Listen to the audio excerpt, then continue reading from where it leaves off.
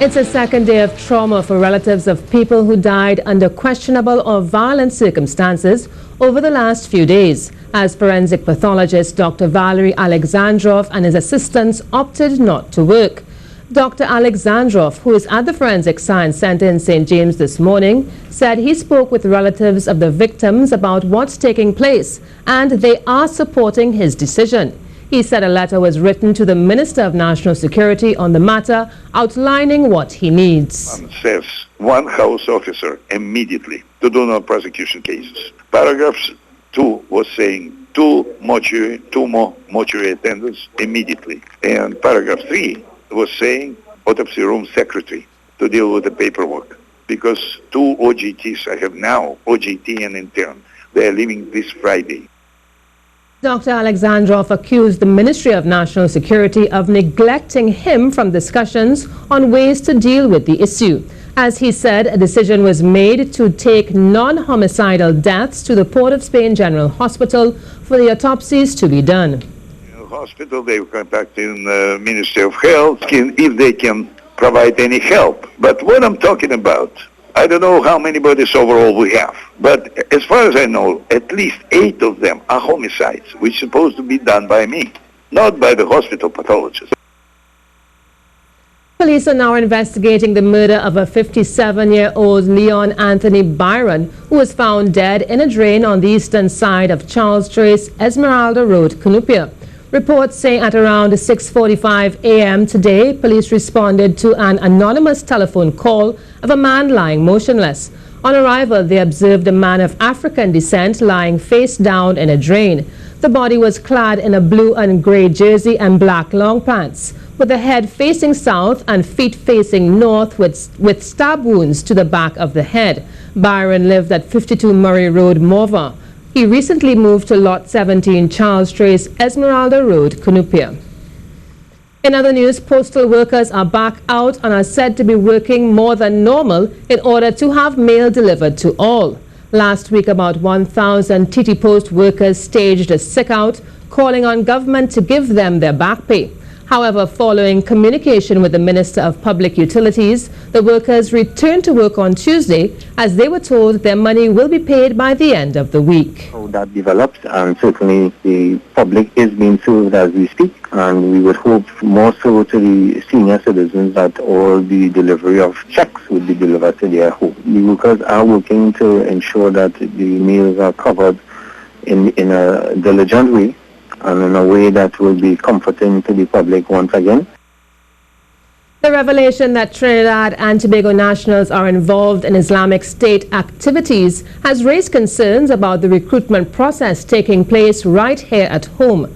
Criminology lecturer at UE St. Augustine campus, Darius Figuera, told Good Morning Trinidad and Tobago, while focus has been placed on the allegations of terrorist activities taking place outside of this country, more needs to be done to clamp down on the situation here. As long as you are recruiting, that means you have organization. And as long as you have organization present in your country, you have persons living in your country who believe.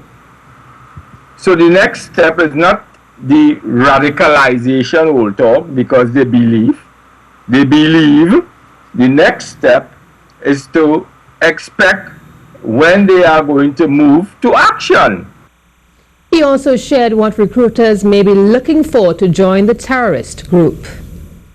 There has been a set of myths propagated in the media.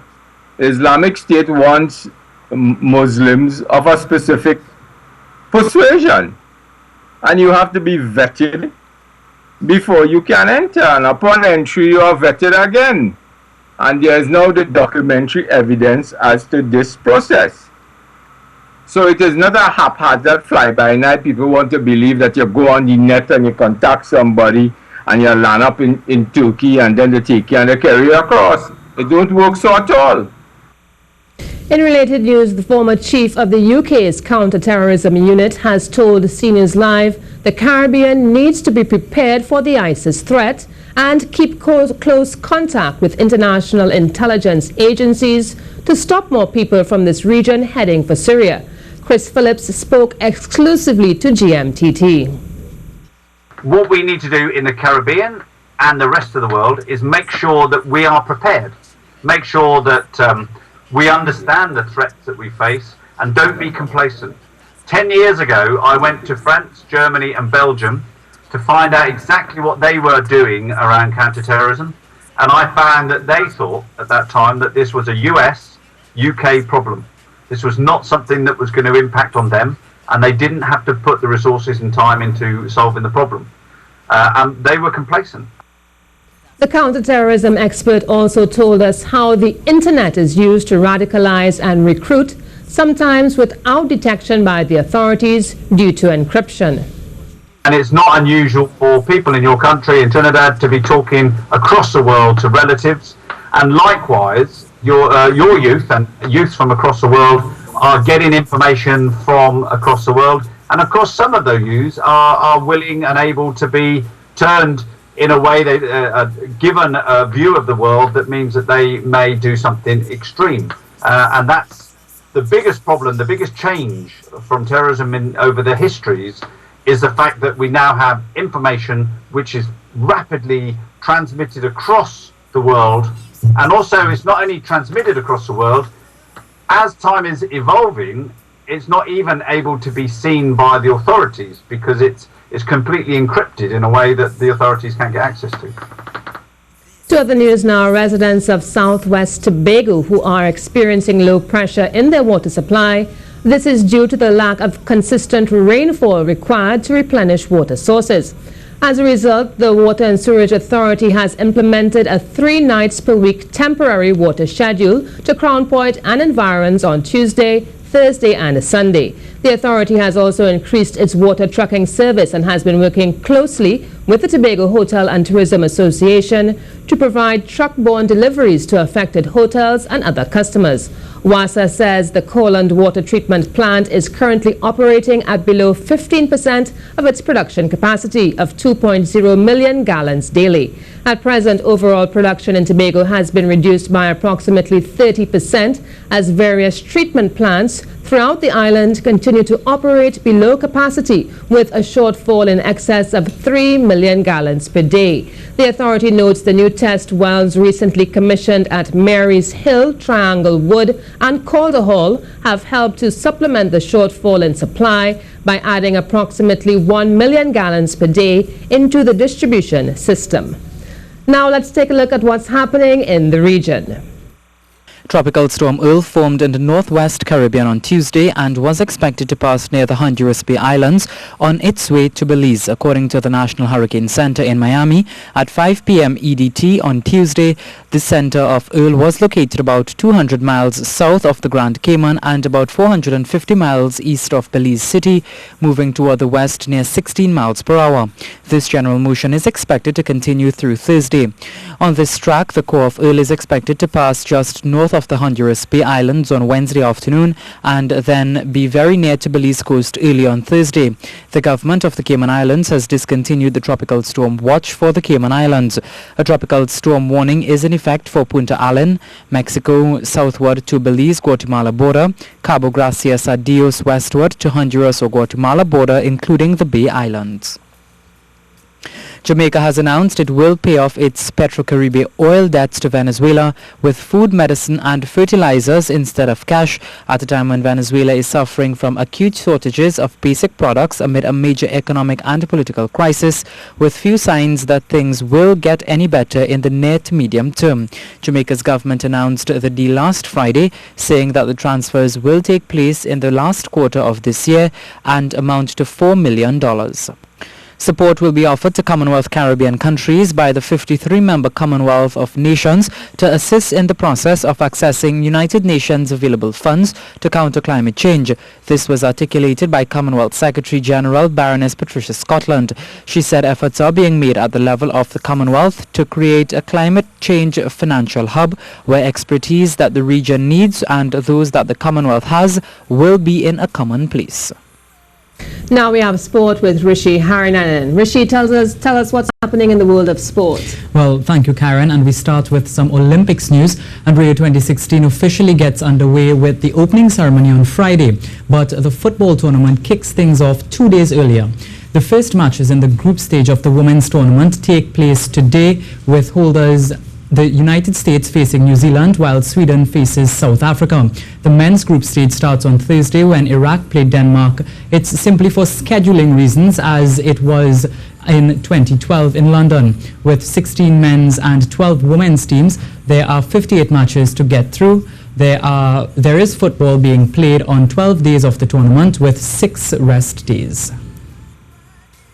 This is the C News Live noon update. Remember, you can follow us at C News Live or on Facebook and Twitter, or log on to our website at ctvtt.com. The first playoff of CPL 2016 goes off tonight, with Jamaica Tallawahs taking on the Guyana Amazon Warriors in St. Kitts. The winner of this game goes straight through to the CPL finals on Sunday. The losing team will have another opportunity, as they will take on the winner of Thursday's second playoff clash between defending champions Trinbago Knight Riders and the St. Lucia Zooks. The Amazon Warriors finished on top of the table following completion of the group stage. Tallawahs finished second, the Zook third, and Knight Riders fourth. The fifth day of action between the West Indies and India in the second test match started on time this morning, despite heavy rain in Jamaica over the last 2 days. West Indies are chasing 304 in order to allow India to bat again, but on day 4 they lost 4 wickets for 48 runs. The top order failed yet again. Mohammad Shami picked up 2 wickets on a day where only 15.5 overs were bowled. Craig Brathwaite made 23 and Darren Bravo 20 before they got out. Jermaine Blackwood and Roston Chase are currently at the crease for the West Indies. Dave Cameron, the president of the West Indies Cricket Board, says he expects the selectors to pick the best team based on eligibility for the upcoming T20 series against India. International series versus India that will take place in Florida in the United States. It was confirmed yesterday that reigning world champions West Indies and 2016 semi-finalists India are scheduled to play on August 27th and 28th at Central Broward Regional Park in Lauderhill. But while they generally field their biggest stars in the shortest format, due to varying reasons, including numerous public disputes with the board, a lot of those players have not represented the test team in recent times. We now have weather and then more news with Karen. The afternoon heat may well spark a few showers, possibly turning heavy or thundery across in Trinidad, where the hills are attracting most of this moisture. Across in Tobago, a few showers are also likely to end the day. Look for a high in Tobago of 32 degrees Celsius and in Trinidad 34 degrees Celsius. For mariners heading out, look for easterly winds of 10 to 15 knots with seas of 1.5 to 2 meters to the Caribbean and the Atlantic, with east-northeasterly swells of 9 seconds. High tide at 4:30 is followed by a low tide at 10 p.m. That is the latest weather, and I am meteorologist Ian Wallace. C News is live at noon. In world news, an Emirates airline flight from India has crash-landed at Dubai International Airport with some 300 people on board. The Dubai government media office said all passengers were evacuated safely and no injuries have been reported. The Boeing 777 was flying to Dubai from the southern Indian state of Kerala. We understand some flights have resumed. And fresh divisions are emerging within the U.S. Republican Party over its presidential candidate, Donald Trump. Republican donor Meg Whitman has endorsed his rival Hillary Clinton, saying Mr. Trump's demagoguery had undermined the national fabric. Senior party activist Jan Halper Hayes told the BBC she thought Mr. Trump was psychologically unbalanced. In the latest controversy, Mr. Trump has refused to support 2 senior figures in his own party. In an interview for the Washington Post, he said he was just not quite there yet. When asked if he would endorse House Speaker Paul Ryan and Senator John McCain, who are up for re-election in November, both men have publicly criticized him. C News, powered by our team of journalists and producers across the Republic and the region, on television, radio, and online. C News, your country, our job.